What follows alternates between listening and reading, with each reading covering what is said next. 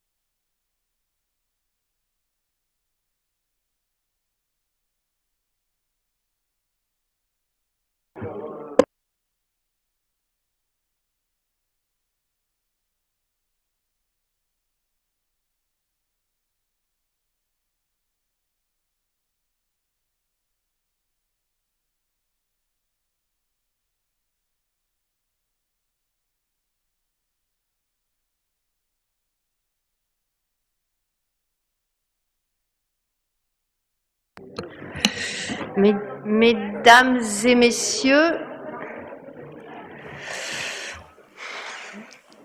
il est 18h35. Je vous propose de commencer notre conseil d'arrondissement.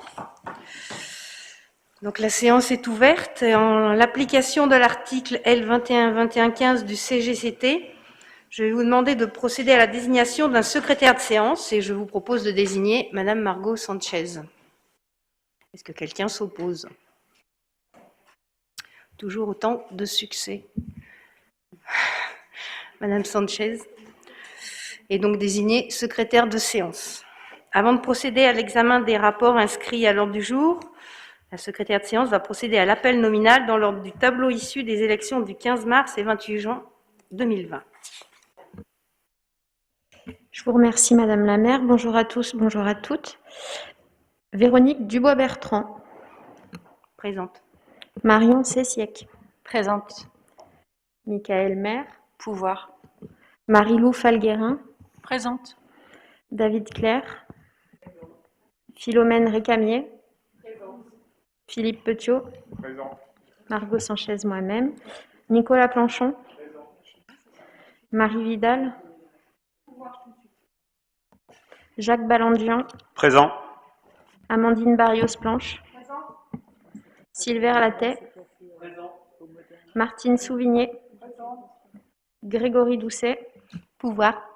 Stéphane Vasselin. Julie Nublafort. Bertrand Mas.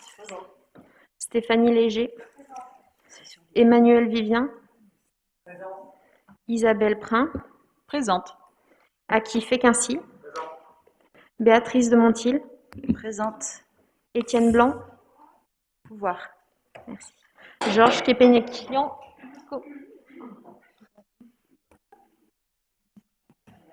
Apparemment, rien de grave. Je continue. Donc, Georges Képénékian. En retard. Thibaut Roche. Nouria Mahmoudi. Hugo Patoureau. Arthur Duvivier. Monique Guérin. Carole Burillon. Pouvoir. D'accord. C'est bon? Très bien. Thierry Ricard. Pouvoir. Merci. Goveille Tandonnet. Présente. Richard Broum. Pouvoir. Catherine Panassier. Absente. Sans pouvoir. Et Monsieur Guy Corazol. En retard.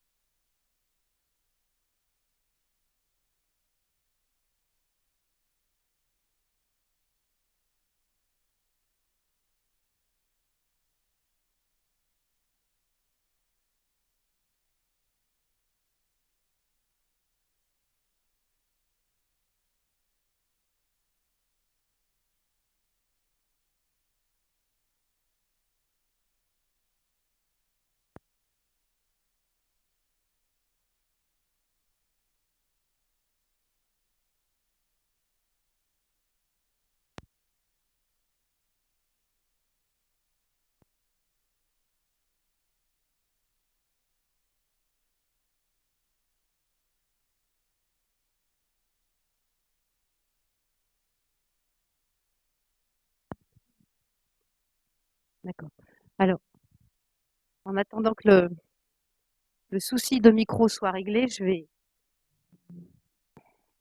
démarrer avec juste un micro pour moi. Après, je pense que tout reviendra dans l'ordre. Donc, chers collègues, avant de démarrer ce conseil, je tenais à vous informer des actions mises en place par la mairie du 3e suite à 2 crises majeures survenues depuis notre dernier conseil. La presse en est fait l'écho et vous n'ignorez pas qu'un bâtiment s'est effondré route de Genasse le mardi 22 février dernier. 5 foyers y vivaient et par chance, aucune perte humaine n'est à déplorer. Cependant, ils ont tout perdu.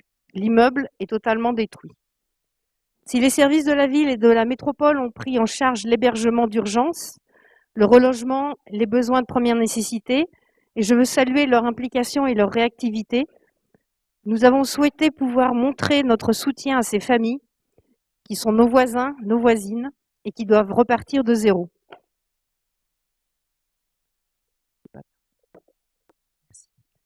Parmi eux, une femme enceinte et des enfants vivent aujourd'hui à l'hôtel. À notre initiative, en collaboration avec l'ASSO, une cagnotte a été mise en ligne jusqu'au 30 mars 2022. Le centre communal d'action sociale de la ville de Lyon prendra en charge sa distribution pour répondre au plus près des besoins de chacun d'eux, en fonction de leur situation. Cette collecte est toujours en cours et chacun peut y contribuer. La mairie du 3e arrondissement et l'ASSO se sont associés pour cette organisation et je tiens à remercier sa présidente, Madame Roux, et son directeur général, Monsieur Delahaye, de nous avoir permis d'avoir un cadre juridique pour l'ouverture de cette cagnotte en ligne. L'autre crise en cours fait la une quotidienne de tous nos médias. La guerre en Ukraine, véritable agression d'un pays souverain par un autre, est une invasion inadmissible et inquiétante. Vous avez pu voir que symboliquement, la mairie du 3e s'est parée de jaune et bleu en installant le drapeau ukrainien sur la façade de la rue Servian. En parallèle, depuis 15 jours, une collecte est mise en place en mairie du 3e arrondissement comme dans les autres mairies d'arrondissement. Le SDMIS vient chercher tous les mercredis les dons reçus pour les confier aux associations relais qui effectuent les convois vers la Pologne et l'Ukraine. La générosité des habitants et des habitantes du 3e est conséquente. Les dons affluent et je veux remercier chacun et chacune pour cet élan de solidarité et de générosité. À ce propos, je vous signale qu'il faut désormais éviter les dons de vêtements chauds et les denrées alimentaires qui sont en surplus, et les dons doivent privilégier essentiellement les produits d'hygiène et des trousses de secours aux normes de la Croix-Rouge.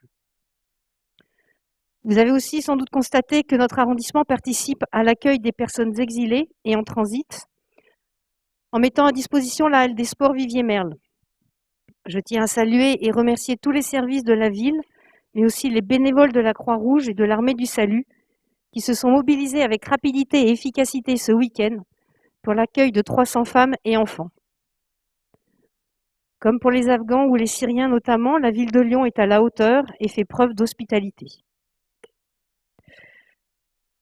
Je vous propose maintenant de démarrer formellement notre ordre du jour en espérant que les micros soient de nouveau opérationnels.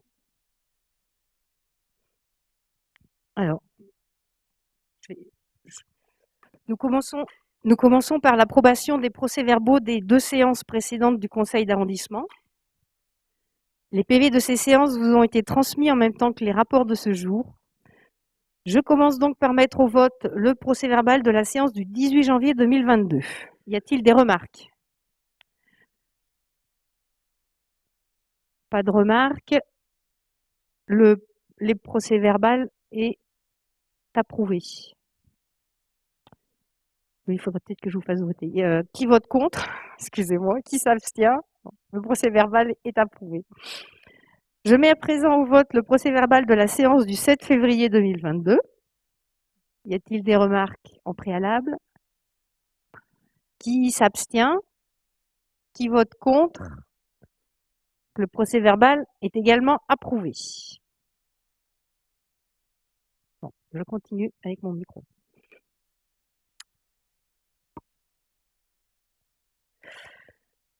Je vous propose maintenant de passer à l'étude et au vote des rapports. Donc le premier rapport, qui est le rapport 3785, concerne le rapport sur la situation en matière de développement durable pour la ville de Lyon pour l'année 2021, Lyon en transition.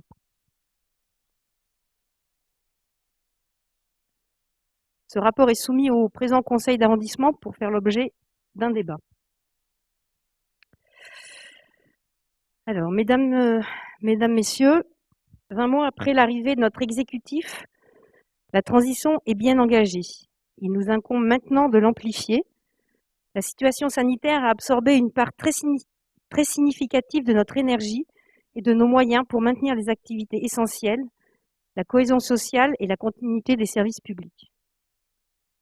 Cela ne nous a pas empêchés de donner le coup d'envoi d'une politique de transition écologique pleinement inscrite dans la justice sociale. Un engagement traduit économiquement par des ambitions inédites de notre plan pluriannuel d'investissement, comme dans notre schéma de promotion des achats socialement et écologiquement responsables. Un engagement qui se lie aussi dans la signature des 2 premières chartes emblématiques contre les perturbateurs endocriniens et pour la qualité urbaine, architecturale, paysagère et environnementale des bâtiments. La ville s'est mise à hauteur d'enfant. Végétalisation des cours d'école et crèches, piétonisation des abords, évolution de la fête des Lumières, conseil d'arrondissement des enfants. Nos quartiers s'embellissent, en particulier grâce aux vergers et jardins de rue. Les projets foisonnent. On s'en rend compte en lisant ce rapport. Les transitions sont portées dans tous les projets, dans chaque service public, par chaque adjoint et par chaque arrondissement. Mais elles ne pourront se faire sans les citoyens, sans les acteurs associatifs, sans le monde économique. C'est le sens des coopérations que nous avons engagées depuis notre arrivée avec toutes les parties prenantes de notre ville. Souvenez-vous, en mars 2021, en déclarant Lyon en état d'urgence climatique, notre arrondissement et le conseil municipal amorçaient un grand virage vers la transition globale du territoire. En effet, le climat conditionne toutes nos activités, économiques, sociales, démocratiques. Notre objectif désormais, un territoire neutre en carbone dès 2030. Notre ambition est en effet de compter parmi ces territoires pionniers qui ouvrent une voie pour permettre à la planète de sortir du carbone avant 2050.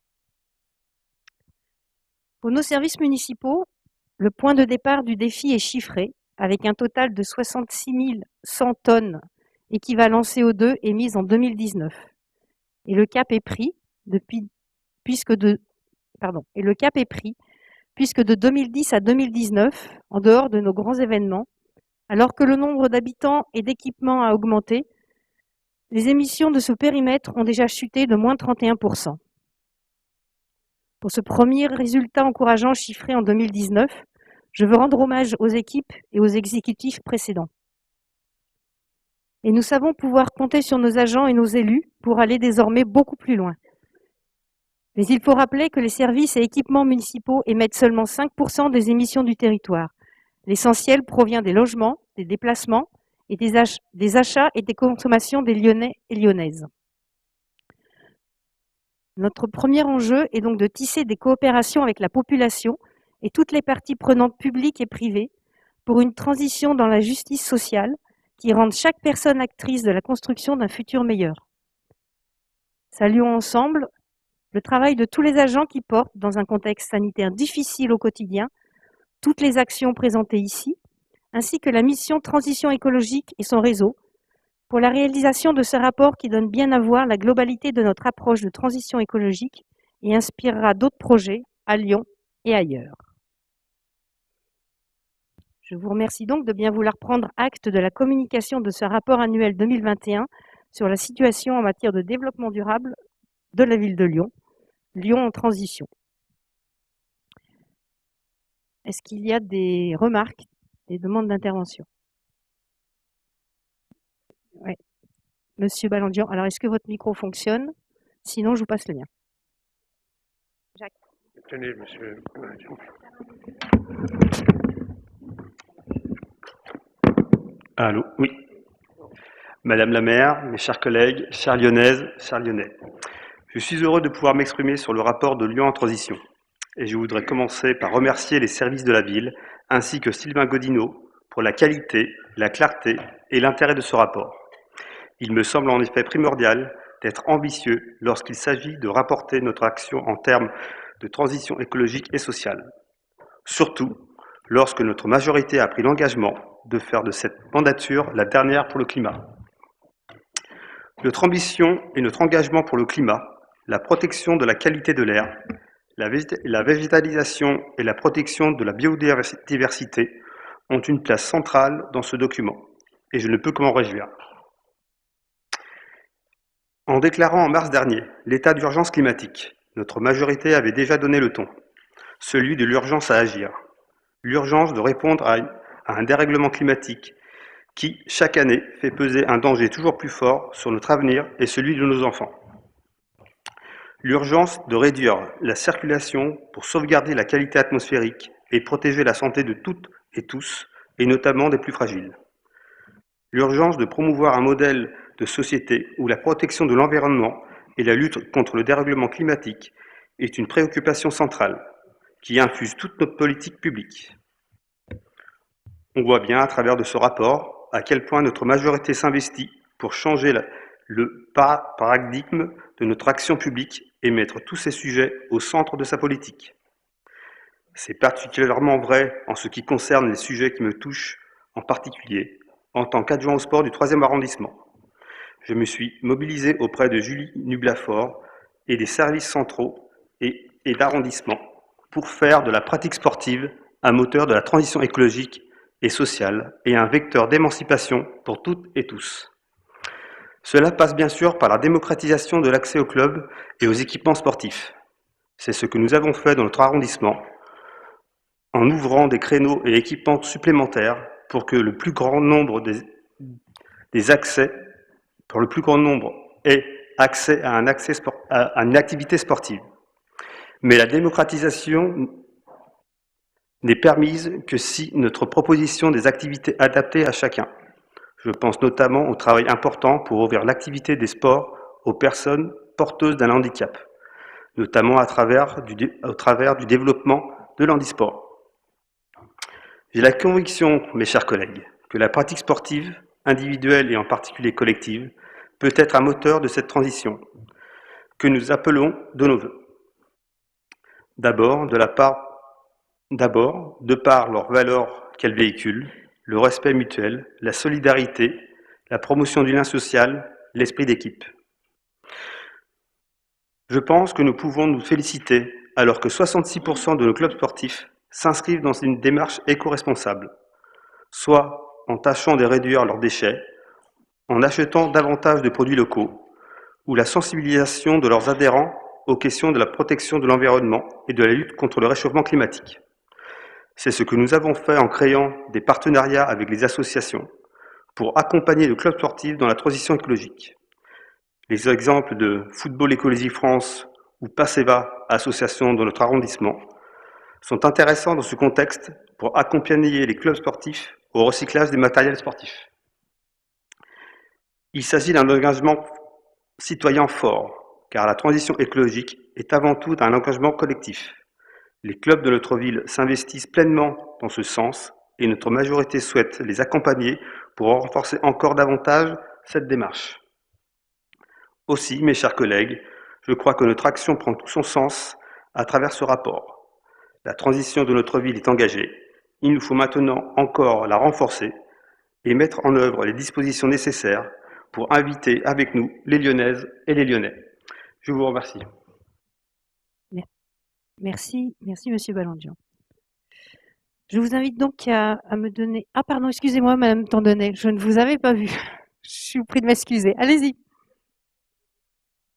Bonsoir Madame la maire, chers collègues. Nous sommes tout à fait pour ce rapport sur la transition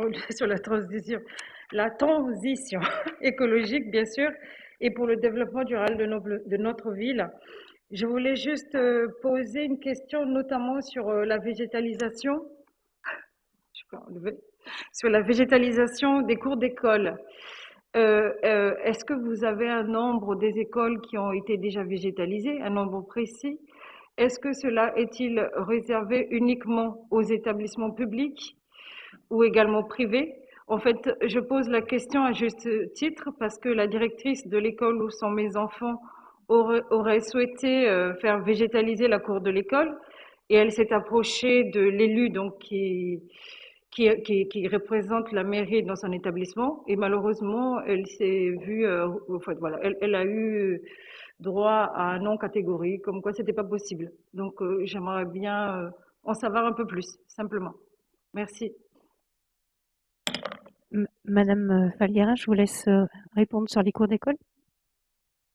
Les végétalisations de cours d'école, pour répondre à la première question, n'ont pas encore démarré concrètement. On a établi la liste, mais les travaux démarreront en 2023.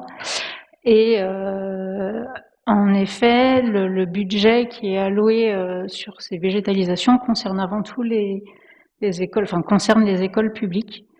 C'est comme ça que ça a été envisagé. Voilà. Et j'aurai un autre échange avec l'école en question sur les questions de végétalisation, mais le lieu, c'est pas le lieu d'en parler ici, on pourra en discuter après.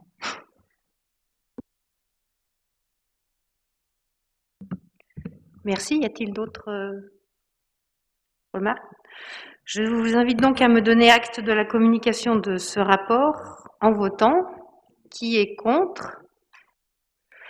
Qui s'abstient? Le conseil d'arrondissement du 3e prend donc acte de la communication du rapport Lyon en transition. Nous passons au deuxième rapport, le rapport 3755, qui concerne l'avis relatif au projet de plan de protection de l'atmosphère de l'agglomération lyonnaise.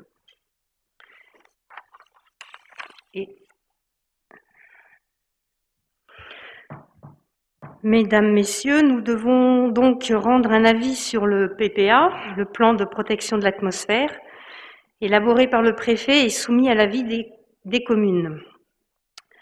Nous avançons de PPA en PPA, bon gré mal gré, car il s'agit là du 3e plan depuis 2008.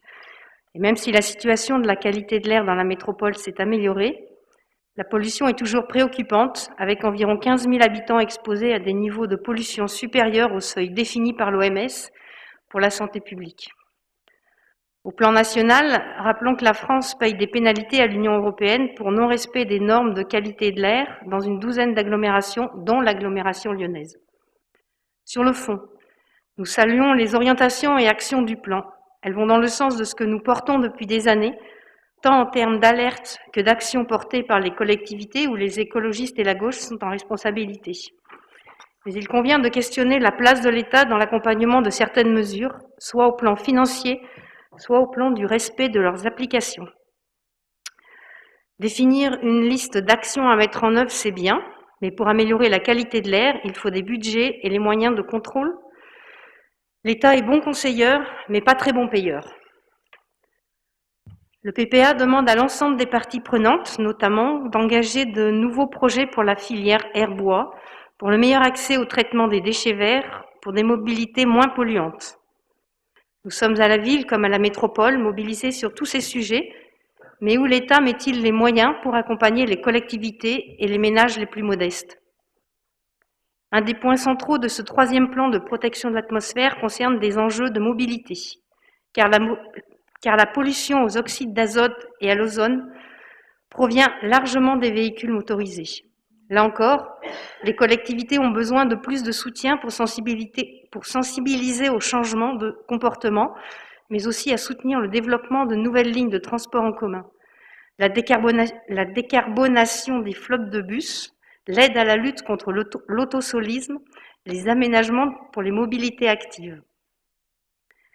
Les collectivités agissent déjà, elles sont prêtes à agir plus, mais l'État ne peut pas être seulement un commanditaire, il doit prendre sa part des dispositions et des engagements financiers dans la transition énergétique et la baisse de la pollution indispensable pour la santé publique. Le changement climatique dû aux émissions de gaz à effet de serre n'est pas seulement une donnée scientifique. Il a un impact quotidien sur nos vies. Pour autant, il n'est pas une fatalité si chacun prend sa part. C'est pourquoi, comme je vous le disais dans le précédent rapport, il y a tout juste un an, la ville déclarait l'état d'urgence climatique et engageait Lyon dans la transition écologique. Je vous le rappelle, selon les analyses de Météo France, Le climat lyonnais tendra à correspondre dans les années à venir à celui actuel du nord de l'Afrique. Les épisodes caniculaires qui affectent particulièrement les plus fragiles vont s'aggravant et la fonte des glaciers alpins préfigure une baisse importante des ressources en eau du territoire lyonnais. En outre, l'augmentation des températures couplée à la pollution de l'air a des effets négatifs tant sur l'économie que sur la santé et l'espérance de vie de nos concitoyens, notamment les plus fragiles. Si un certain nombre de textes nationaux ou internationaux incitent ou obligent l'État et les collectivités locales à agir massivement pour contenir la hausse des températures en dessous de 2 degrés par rapport au niveau pré-industriel, voire 1,5 degré, force est de constater que tous les moyens ne sont pas employés pour répondre dans les temps à ce défi vital. Cette déclaration d'état d'urgence est faite pour que le changement climatique ne soit pas une fatalité. La ville de Lyon prend toute sa part dans la réduction des émissions des gaz à effet de serre, dont elle est directement ou indirectement responsable. Elle est ainsi à l'œuvre pour engager une transition écologique et solidaire.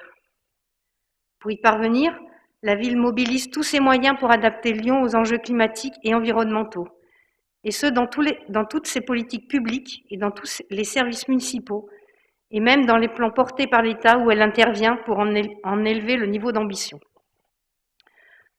En effet, et j'en viens à ce plan de protection de l'atmosphère, le renforcement des objectifs d'amélioration de la qualité de l'air doit selon nous être engagé dès 2022 afin de dépasser le scénario retenu dans le présent plan et de tendre vers les objectifs OMS 2021 plutôt que les objectifs OMS 2005. Si la ville de Lyon vous propose de donner un avis favorable à l'État par cette délibération, elle assortira cet avis d'un certain nombre de demandes et de recommandations visant à ce que l'État s'engage à mettre en œuvre les moyens nécessaires pour tenir les objectifs de ce plan de protection de l'atmosphère 3. Je vous propose donc de donner un avis favorable sur ce PPA, assorti des différentes observations détaillées dans la délibération. Je vous remercie. Y a-t-il des demandes d'intervention? Madame Barrios-Plans, je vais laisser Madame Tandonnet et ensuite je vous laisse la parole. Voilà, excusez-moi. Madame Tandonnet. Vous pourrez commencer.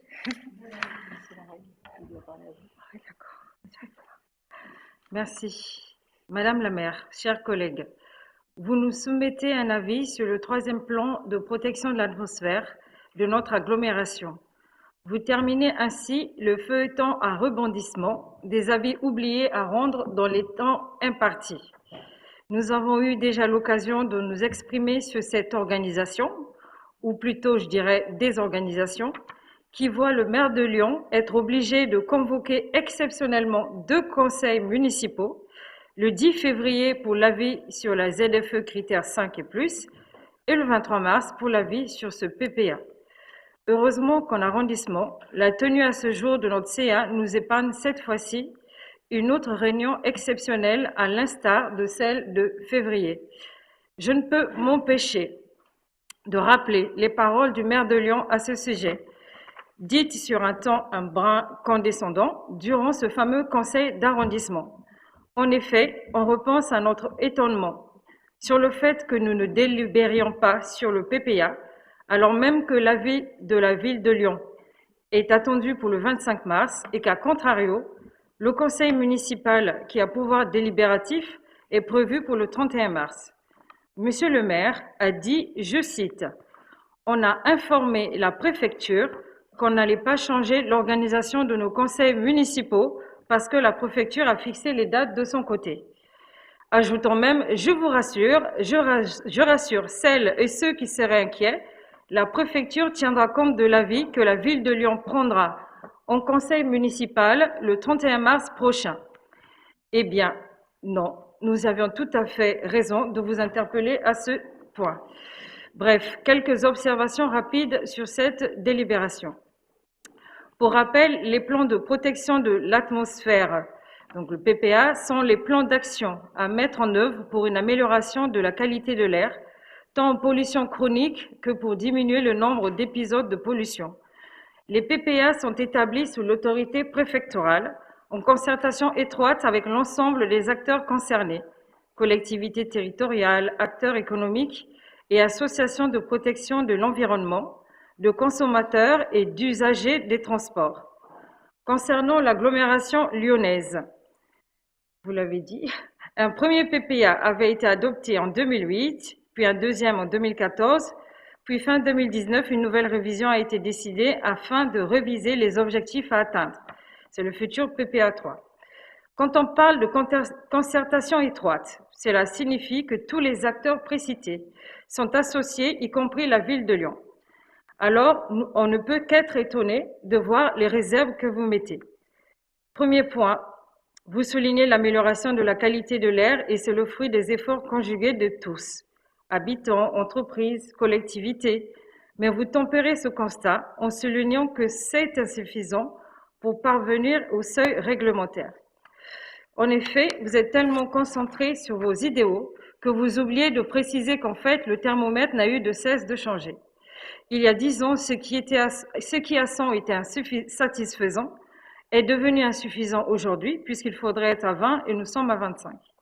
Deuxième point, c'est l'utilisation que vous faites des chiffres de mortalité liés à la pollution atmosphérique, dans le but d'affoler la population et de la rallier ainsi à votre cause électorale.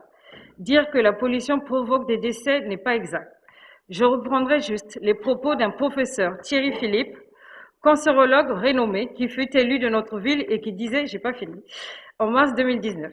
Il y a en France 31 000 morts par an liés au cancer du poumon. Il s'agit de vraies morts qui sont dans un cercueil.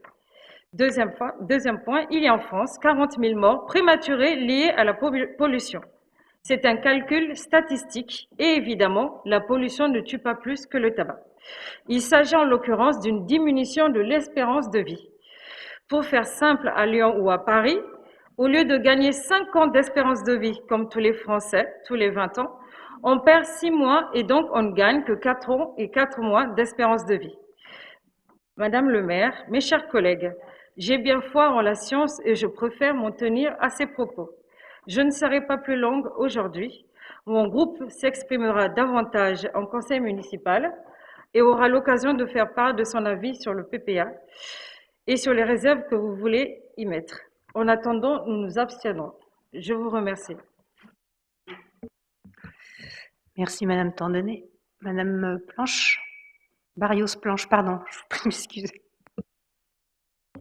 Je vous en prie, Madame la maire. Chers collègues, chers Lyonnaises et Lyonnais, Madame la maire, merci de me donner la parole. J'ai un petit peu bougé ce que j'avais préparé. Je parle aujourd'hui non pas au nom de mon groupe, enfin dans celui dans lequel je suis, mais juste en tant qu'adjointe à la santé et la prévention, entre autres, pour tous nos concitoyens, nos concitoyennes et auprès de vous.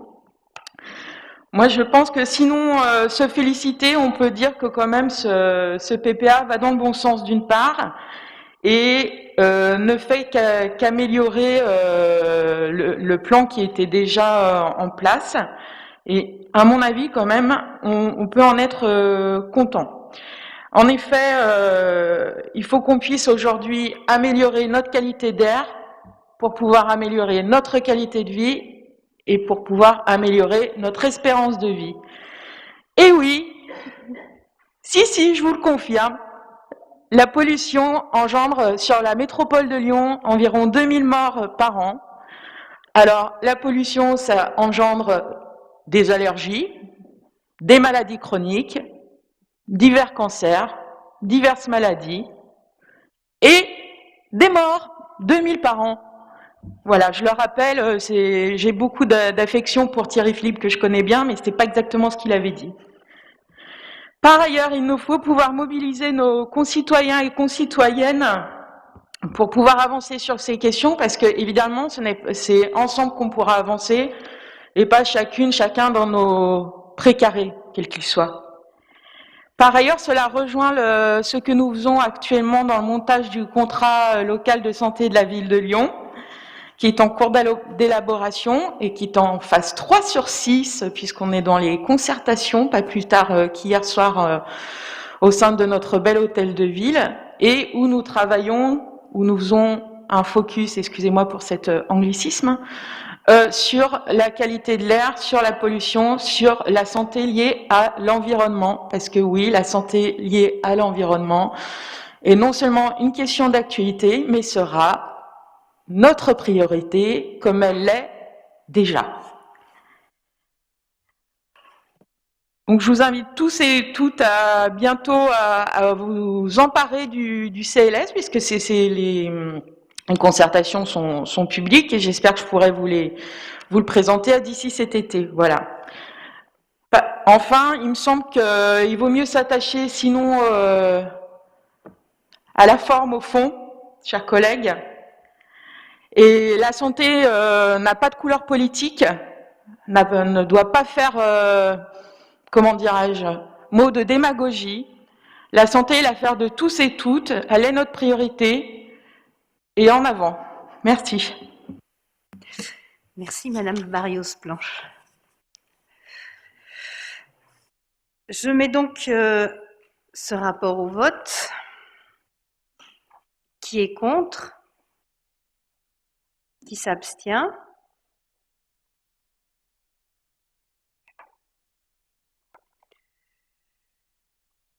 Le rapport est adopté. Nous passons au troisième rapport de ce Conseil. Approbation et autorisation de signature d'une convention d'occupation temporaire du domaine public à titre gratuit pour l'association de la Fédération des œuvres laïques du Rhône. Je laisse la parole à Monsieur Emmanuel Vivien. Merci Madame la maire. Madame la maire, Mesdames les conseillères, Messieurs les conseillers, Mesdames et Messieurs, dans un souci de gestion, la Fédération des œuvres laïques a souhaité rassembler l'ensemble de ses services et activités en un seul lieu. La ville, compte tenu des activités socio-éducatives de l'association sur le territoire de la commune, a décidé de la soutenir par la mise à disposition de locaux dans la mairie du 3e arrondissement. Ceci à titre gratuit, du fait des objectifs poursuivis par l'occupant. Une activité à but non lucratif d'éducation populaire qui s'appuie sur des valeurs républicaines et laïques. Pour information, il est précisé que la valeur locative annuelle des locaux correspondant à cette mise à disposition est estimée à 34 000 € pour une surface de 450 m².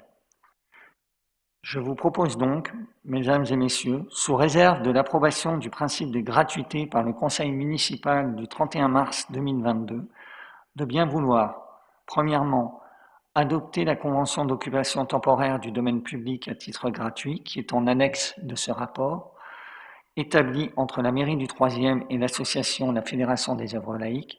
Deuxièmement, autoriser Madame la maire à signer la présente convention. Je vous remercie. Merci. Y a-t-il des remarques? Très bien, je mets donc ce rapport au vote. Qui est contre? Qui s'abstient? Le rapport est adopté. Rapport 3810, périmètre scolaire 2022. Je laisse la parole à Madame Marie-Lou Falguerin. Madame la maire, chers collègues, afin de répartir harmonieusement les élèves dans les écoles municipales, les périmètres scolaires sont régulièrement révisés, conformément au Code de l'éducation. Chaque adresse lyonnaise est affectée à une école publique maternelle ainsi qu'à une école publique élémentaire. Les projets de modification sont présentés lors de réunions de concertation avec les directeurs ou directrices et parents des élèves concernés. Ces réunions permettent d'exposer les motifs de la révision de périmètre et de la mise en œuvre des changements. Les avis recueillis au cours de ces réunions peuvent venir amender la proposition initiale. Pour la rentrée 2022, ces modifications de périmètre concernent notamment le 3e arrondissement, où une révision est proposée entre les écoles élémentaires Masneau et Pinlevé, ainsi que les maternelles Saint-Exupéry et Pinlevé. Cette proposition répond au problème de sureffectif de l'école Masneau, dont les locaux ne permettent plus d'accueillir les élèves dans de bonnes conditions, et permet une meilleure cohérence en termes de proximité pour les familles. Vous trouverez le détail des adresses concernées en annexe, en pages 1 et 2, 9 et 10 et 13 et 16. Je vous propose d'adopter ces nouveaux périmètres applicables à compter de la rentrée 2022. Merci. Y a-t-il des questions? Non. Très bien, je mets ce rapport aux voix. Qui est contre? Qui s'abstient? Le rapport est adopté. Rapport 3811, approbation du nouveau règlement municipal relatif aux dérogations au périmètre scolaire. Je laisse de nouveau la parole à Madame Falguera. Je vous remercie d'avoir approuvé le rapport des périmètres scolaires 2022. Le cadre général d'affectation des élèves étant posé, la ville de Lyon peut toutefois prévoir des exceptions à ce principe en examinant les demandes de dérogation sur la base de critères objectifs définis par le règlement que je vous propose d'approuver ce soir. Une demande de dérogation demeure l'exception et seules certaines situations peuvent être étudiées, sachant que l'inscription des élèves du secteur scolaire est toujours prioritaire. Vous trouverez le règlement joint en annexe qui détaille les motifs recevables, les justificatifs à fournir ainsi que les modalités d'instruction, d'avis et de décision. Ce nouveau règlement entrera en vigueur dès la prochaine campagne d'inscription scolaire au 1er avril prochain. Je vous remercie de bien vouloir approuver ce nouveau règlement. Merci. Y a-t-il des questions? Je vous remercie. Je mets donc ce rapport au vote. Qui est contre? Qui s'abstient? Le rapport est adopté. Rapport 3802, approbation du règlement intérieur actualisé des accueils périscolaires municipaux. Je laisse la parole à Madame Isabelle Prin. Merci Madame la maire. Madame la maire, chers collègues, lors de l'adoption du nouveau projet éducatif lyonnais 2021-2026, notre Assemblée avait prorogé la convention du PEDT et du plan mercredi. Suite à ce vote et dans la perspective de l'évolution de l'offre de restauration scolaire qui sera mise en œuvre à la prochaine rentrée scolaire, il est proposé d'actualiser le règlement intérieur des accueils périscolaires municipaux, règlement que vous pouvez consulter en annexe. Ce règlement intérieur fixe les conditions d'accès, les modalités d'inscription, d'organisation et de fonctionnement des accueils de loisirs municipaux, qui représentent, pour mémoire, 40% des accueils de loisirs sur les jours d'école et 30% des ateliers du mercredi matin. Il sert aussi de référence pour les associations partenaires qui gèrent la majorité des accueils de loisirs, qui sont invités à s'appuyer dessus pour définir leur propre règlement. Les actualisations les plus significatives sont les suivantes. Un changement de dénomination du projet éducatif de territoire qui devient désormais le projet éducatif lyonnais. L'évolution des menus proposés au quotidien.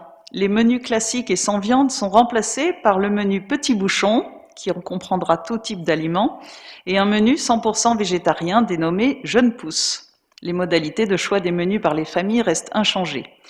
Il est à souligner au passage que ces menus seront composés dès septembre prochain à 50% d'aliments bio et 50% d'aliments locaux, ces proportions atteignant même 100% de bio et 90% de local pour la viande, et ce pour un coût identique pour les familles, les surcoûts étant intégralement pris en charge par la ville de Lyon dans un souci de justice sociale. Autre actualisation, la lutte contre le gaspillage alimentaire est mentionnée avec la possibilité de proposer occasionnellement certaines denrées non consommées lors du repas de midi, les fruits, le pain ou les biscuits emballés, aux enfants présents lors du périscolaire du soir. Les inscriptions aux activités périscolaires sont reconduites automatiquement d'une année sur l'autre afin de simplifier les démarches des familles. Enfin, les mentions légales relatives au règlement général sur la protection des données sont intégrées. Ce nouveau règlement sera applicable dès la rentrée 2022, sous réserve de son approbation par notre Assemblée et le prochain Conseil municipal. Il sera communiqué dès le mois d'avril 2022 dans le cadre de la nouvelle campagne d'inscription aux accueils périscolaires, ainsi qu'à toutes les familles inscrites à la rentrée. Je vous remercie donc de bien vouloir approuver ce rapport. Merci. Y a-t-il des questions? Madame Tandonnet. Madame la maire, nous nous abstiendrons sur cette délibération Non pas que les changements soient fondamentaux par rapport à ce qui existait auparavant, mais suite à certaines questions qui ont été évoquées par notre groupe lors des commissions et dont les réponses obtenues, en fait, nous préférons les analyser plus complètement avant de nous prononcer éventuellement au conseil, au prochain conseil municipal. Voilà, donc c'est donc une abstention de prévention. Merci. Je vous remercie. Je ne connaissais pas l'abstention de prévention, mais je prends note. Y a-t-il d'autres remarques? Voilà. Très bien. Voilà. Oui, non, je me permettrai peut-être, excusez-moi, c'est Stéphanie Léger. Allez-y, Madame Léger. Alors peut-être que je vous invite effectivement à relire peut-être le cahier des charges, parce que je pense que dans votre prévention, vous ne l'avez pas suffisamment lu, parce que je vous promets que les changements sont fondamentaux, Madame, dans le cahier des charges de la restauration scolaire, hein, puisque c'est de ça dont vous parlez, je suppose. J'ai aussi été claire sur le fait qu'on n'avait pas complètement justement pris le temps. Voilà, c'est pas forcément mauvais, hein. Ça pourrait être quelque chose de positif, mais c'est juste que pour l'heure, on ne peut pas se prononcer là-dessus. C'est pas, voilà. Merci. Merci. Je mets donc ce rapport aux voix. Qui est contre? Qui s'abstient?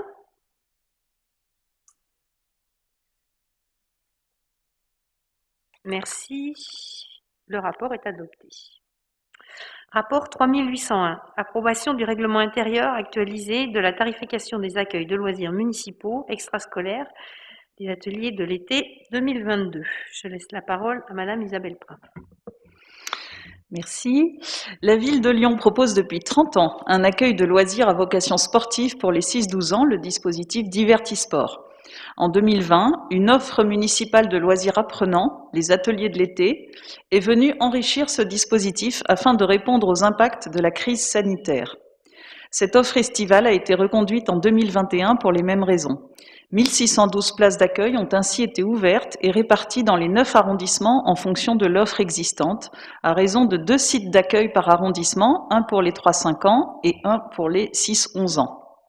Nous vous proposons ce soir de reconduire ce dispositif pour l'été 2022 en ajustant la répartition des places entre les tranches d'âge au regard du bilan effectué et des demandes des familles qui sont plus fortes pour les ateliers de l'été chez les 3-5 ans et pour Divertisport chez les 6-11 ans. Les 1612 places d'accueil seront alors réparties comme suit. 888 places pour les 3-5 ans, soit 320 de plus que l'an dernier, sur l'offre Atelier de l'été, organisée par la Direction de l'Éducation durant 3 semaines en juillet. Et 724 places pour les 6-11 ans sur l'offre Divertisport, organisée par la Direction des Sports sur la période juillet-août. Elles viendront s'ajouter aux places proposées les années antérieures et permettront ainsi d'offrir un total de 5120 places sur cette offre estivale fortement demandée par les familles. Par ailleurs, ces 2 offres, qui répondent aux enjeux du nouveau projet éducatif lyonnais, seront désormais organisées sur 8 à 11 sites communs, afin de faciliter l'accès des fratries et de coller au plus près des besoins des familles. Les modalités de communication et d'inscription seront également harmonisées, ainsi que la possibilité pour les familles de profiter de l'offre de repas commandée par la ville. Ces nouveautés impliquent une révision du règlement intérieur des ateliers de l'été, incluant la nouvelle grille tarifaire. Révision qui fait l'objet de ce rapport que je vous remercie de bien vouloir approuver. Merci. Avez-vous des questions? Non. Très bien. Je mets donc ce rapport aux voix. Qui est contre? Qui s'abstient? Le rapport est adopté. Rapport 3780, gestion du périscolaire des écoles dans les 3e, 6e et 7e arrondissements. Je laisse la parole à Madame Isabelle Prin. Alors, après ce rapport sur l'offre extrascolaire, revenons à l'accueil périscolaire. Depuis 2018, la ville de Lyon a construit un partenariat avec la Fédération Léo Lagrange Centre-Est par le biais d'une convention cadre pour la période 2018-2020 portant sur la gestion du périscolaire de certaines écoles des 3e, 6e, 7e et 8e arrondissements, convention prolongée par avenant pour l'année 2021. L'an dernier, afin de renouveler le cadre partenarial associatif pour la période 2022-2025, La ville de Lyon a lancé un appel à initiative associative auquel la Fédération Léo-Lagrange n'a pas répondu. Notre Assemblée a approuvé lors du Conseil de janvier la prorogation de la convention avec la Fédération Léo-Lagrange pour une année supplémentaire, soit jusqu'au 31 décembre 2022, dans l'attente de l'aboutissement de la réflexion sur l'organisation à mettre en place dans les écoles concernées, à savoir pour le 3e arrondissement, les écoles Harmonie-Rebattel, Montbriand, Paul-Bert, Ménis et Charial. Et surtout dans l'idée de favoriser l'émergence de projets issus du tissu associatif local. Pour 2 de ces écoles, Harmonie-Rebattel et Montbriand, le réseau Rhône-Saône des MJC, porteur du projet de création de la nouvelle MJC du quartier Sans Souci, a proposé à la ville de Lyon de développer une offre d'activités péri- et extrascolaires pour ces 2 établissements à compter de janvier 2023. Pour les autres écoles, ainsi que pour celles des 6e et 7e arrondissements, à défaut d'initiative locale, la passation d'un marché public permettra de faire intervenir un opérateur professionnel en délégation de service public. Dans un premier temps, le vote de ce soir va permettre d'élargir aux écoles concernées la gestion du service public périscolaire communal afin de le confier à terme à un ou des prestataires dans le cadre d'un marché public. Un cahier des charges précis et qualitatif permettra de donner à la ville les moyens de maîtriser et de contrôler la qualité du service rendu et d'assurer la continuité du projet pédagogique. L'impact de ce changement sera neutre pour les familles, que ce soit en termes de tarifs ou d'horaires. Pour information, la ville de Lyon étudie la reprise municipale des activités périscolaires des écoles concernées du 8e arrondissement, situées sur des secteurs en géographie prioritaire. Notre souci principal est bien sûr de garantir la continuité du service aux familles et leur bonne information, ainsi que celle des différents acteurs de l'école. Je vous informe également que les salariés de Léo-Lagrange seront repris dans des conditions de contrat et de rémunération équivalentes s'ils le souhaitent, conformément au Code du travail. Je vous remercie de votre attention et vous invite à bien vouloir voter en faveur de ce rapport. Madame de Monti. Madame la maire, en janvier, nous avions déjà eu l'occasion d'aborder la question de la gestion du périscolaire avec la délibération de subvention à la Fédération Léo-Lagrange et nous avions souligné l'incongruité qu'il y avait à prolonger le partenariat de la ville avec cette association jusqu'au 31 décembre 2022 et non jusqu'au 31 août 2022, pour pouvoir ainsi commencer l'année scolaire 2022-2023 sur de nouvelles bases. Nous voterons donc contre cette délibération pour les 2 raisons suivantes. Premièrement, ce que vous nous proposez aujourd'hui n'est pas sans susciter une grande inquiétude des communautés éducatives de ces établissements, notamment avec le changement d'opérateur en cours d'année scolaire. Manifestement, vous n'avez pas su les rassurer complètement, d'après les échos que nous avons. Deuxièmement, nous avons quelques étonnements sur le montage proposé avec une partie régie municipale, une associative et une marché public. Voilà, je vous remercie. Merci, Madame Prin, Madame Léger, des réponses. Oui, je vais juste me permettre sur le fait que ça soit changé en milieu d'année scolaire. Comme vous l'avez expliqué, Madame Prin, effectivement, le fait que Léo Lagrange n'ait pas répondu, il a fallu qu'on attende un certain délai, en fait, de savoir s'il répondait ou pas. Et ensuite, effectivement, n'ayant pas répondu, il a fallu qu'on réfléchisse à des solutions annexes. Et on a pris effectivement le temps de réfléchir au meilleur système pour faire cette transition. Sachant que la rentrée scolaire n'est pas toujours le meilleur moment. Par exemple, à la direction de l'éducation, vous savez que c'est un moment de forte mobilisation de nos équipes. Et je rappelle ce qui s'était passé en 2014 au moment de la mise en place des rythmes où on avait changé entre juin et septembre, ou alors l'arrivée de Léo Lagrange également en 2018 où ça avait été assez complexe à mettre en place. Donc là, on va pouvoir travailler fortement le nouveau marché, la mise en régie municipale et effectivement la gestion de forme associative, et puis interroger et accompagner les parents sur le dernier trimestre 2022. Donc c'est vraiment pour se donner le temps d'accompagner aussi les familles.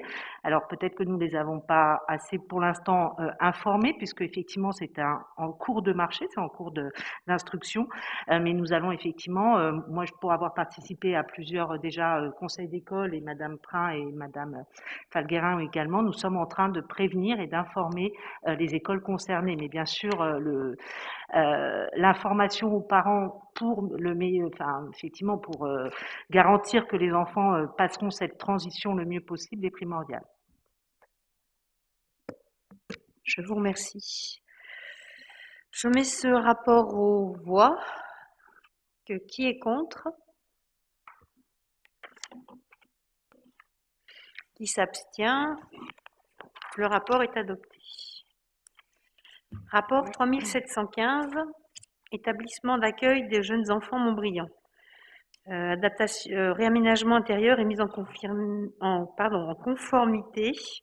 Adaptation du montant de l'opération, affectation complémentaire d'une partie de l'autorisation de programme. Je laisse la parole à Madame Monique Guérin.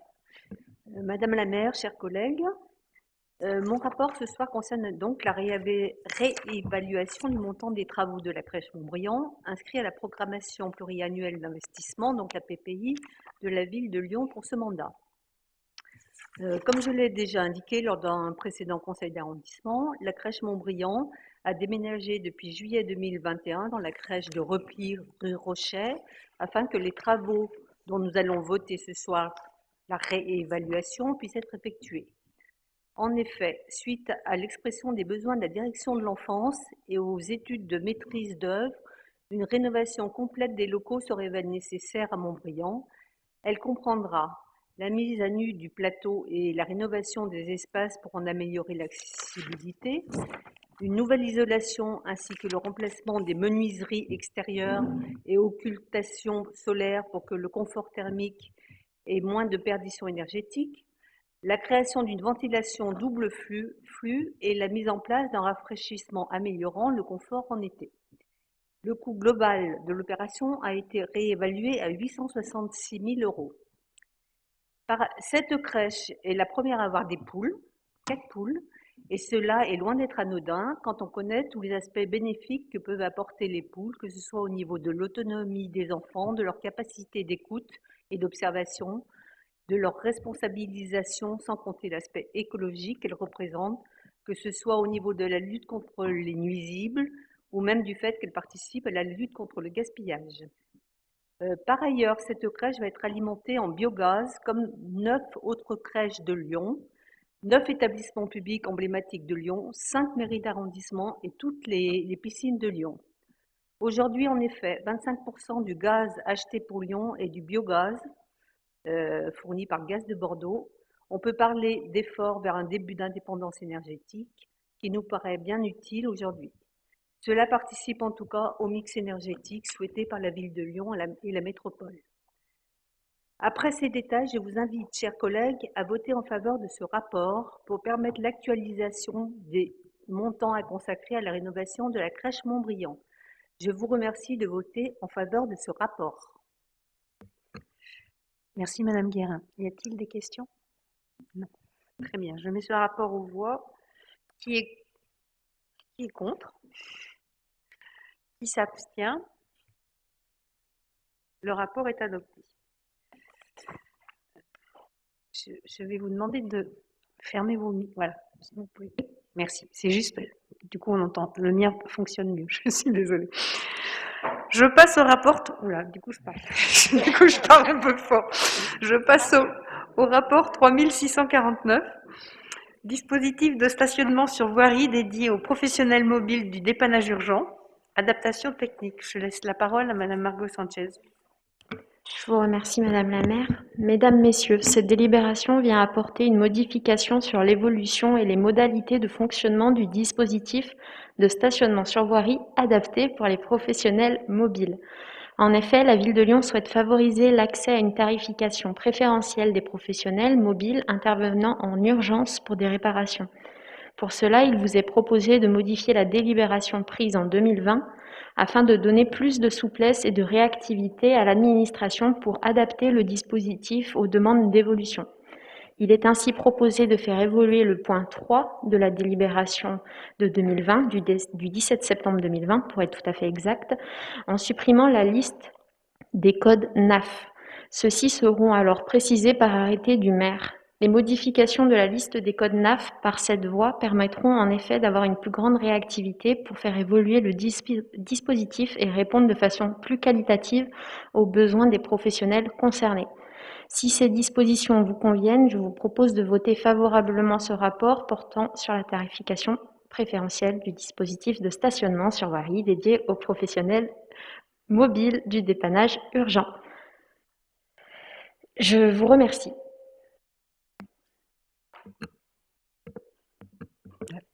Merci Madame Sanchez. Y a-t-il des questions? Madame Tandonnet.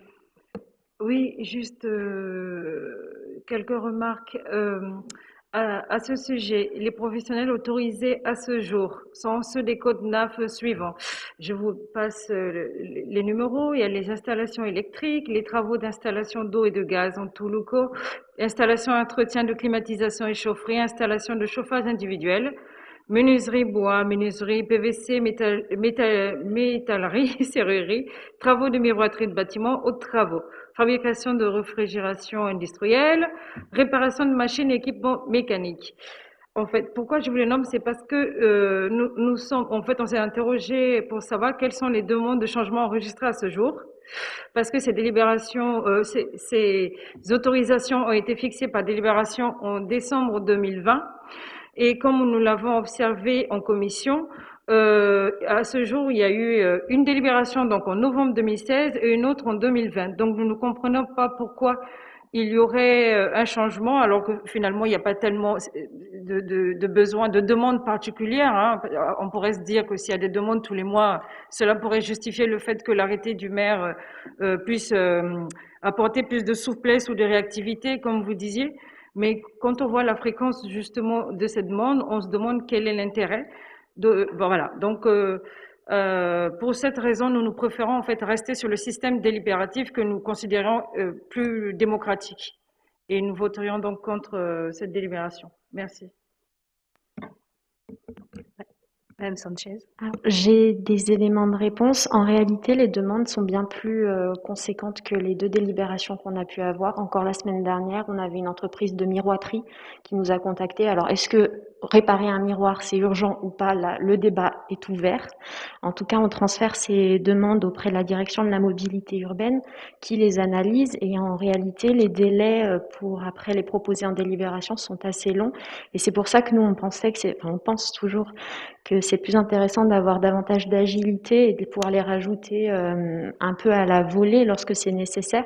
Si votre souhait, c'est d'avoir plus de transparence vis-à-vis de la démocratie, comme vous l'avez dit, on se proposait avec Valentin Lugenstrass, il me semble qu'il vous l'a proposé à votre groupe lors de la commission, que ça soit également proposé à chacune des commissions, donc que ça soit pas uniquement fait lors d'un arrêté sur un coin de table, mais que chaque fois qu'il y ait quelque chose qui soit ajouté, ça soit bien présenté en commission voirie, mobilité et transition écologique.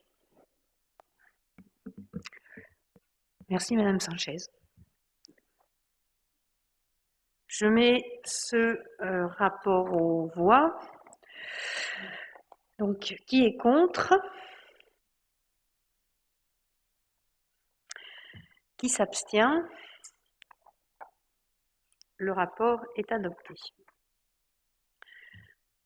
Rapport 3786, approbation du dossier de demande de déclaration d'utilité publique du projet de prolongement de la ligne de tramway T6 Nord, Hôpitaux Est, Ladois. Madame Sanchez, je vous laisse de nouveau la parole. Je vous remercie. Par délibération du 10 décembre 2021, le comité syndical du Citral, désormais autorité organisatrice des mobilités des territoires lyonnais, a sollicité l'organisation d'une enquête préalable à la déclaration d'utilité publique, la DUP comme on l'appelle, et d'une enquête parcellaire sur l'opération de prolongement de la ligne de tramway T6 Nord Hôpitaux Est, Ladois, entre les communes de Bron, Lyon et Villeurbanne. Pour mémoire, le projet du tramway T6 Nord reliera les hôpitaux Est sur la commune de Bron en tangentant le 3e arrondissement au niveau de la route de Genasse et continue en traversant Villeurbanne jusqu'au campus de la Doua. La partie lyonnaise du projet concerne notre arrondissement et débute à la station Hôpitaux Est, Pinel, terminus actuel de la ligne T6 Sud sur le boulevard Pinel. Puis son tracé poursuit sur le chemin du Vinatier et bifurque sur la route de Genasse jusqu'à l'avenue du Général Leclerc où il quitte le territoire communal pour traverser Villeurbanne. Ce prolongement de la ligne T6 répond à 4 enjeux majeurs. D'une part, améliorer l'offre de transport collectif afin de desservir et irriguer les centres de vie de Villeurbanne, Bron et Lyon et les grands équipements et d'accompagner la structuration de la ville en devenir. Le deuxième objectif, c'est poursuivre le maillage du réseau de transport en commun en créant une ligne de tramway en rocade connectée avec l'ensemble des lignes fortes du réseau sur l'est de l'agglomération. C'est bien une ligne qui va venir ceinturer et fermer le réseau.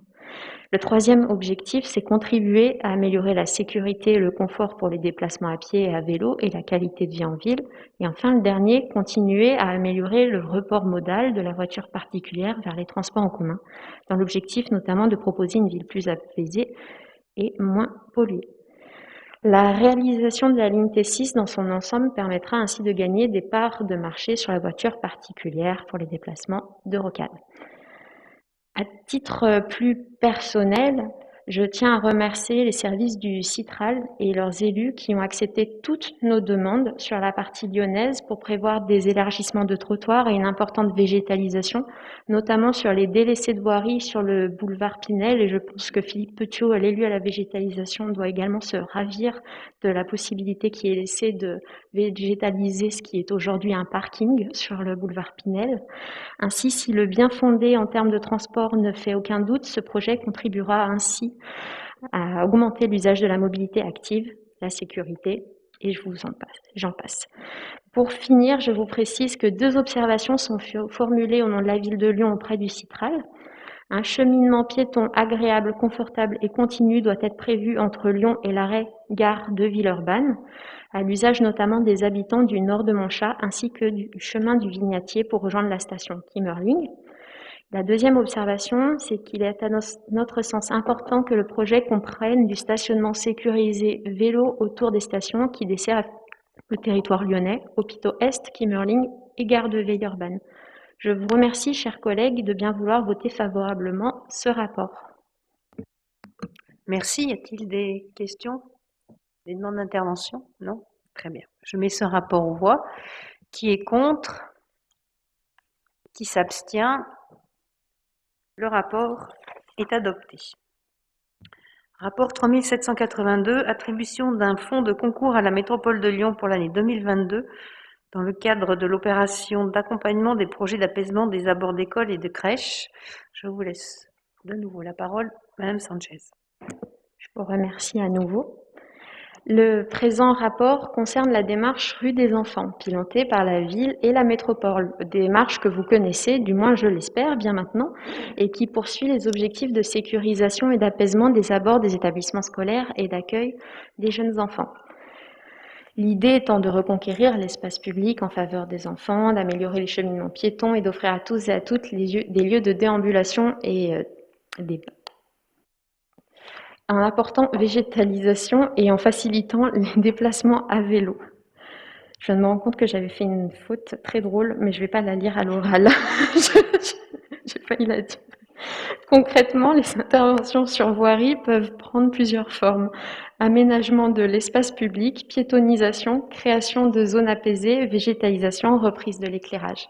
Des exemples auxquels s'ajoutent des actions plus spécifiques telles que l'animation et l'événementiel et la modification des accès aux établissements.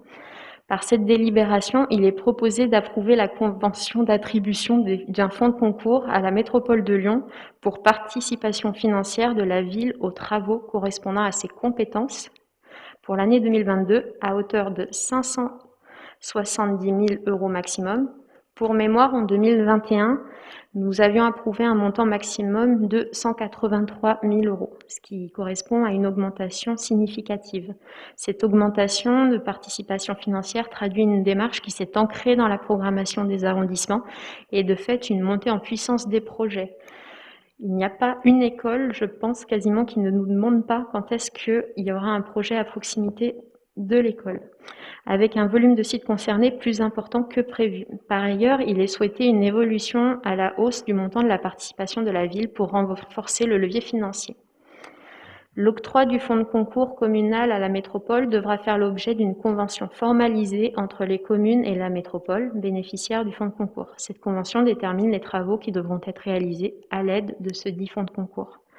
Je vous remercie de bien vouloir approuver cette délibération. Merci. Y a-t-il des questions?